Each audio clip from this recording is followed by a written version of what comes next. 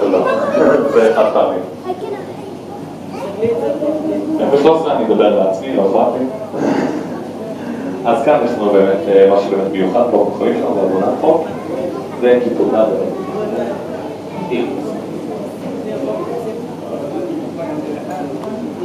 כי מתחבט מה שאני אחורה, פשוט אני לא רואה אותה.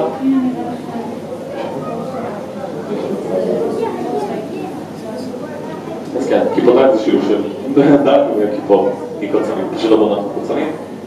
מה שבאמת מיוחד בה, קיבלה את השם אבו נפחה מערבית, אבו זה ד', נפחה זה מתנפח, והיכולת המדהימה שלהם בעצם זה להתנפח, אבל מצד שני זה מאוד מאוד פוגע להם, זה ממש ממש רע להם, אפילו שזה יכול לראות מצחיק.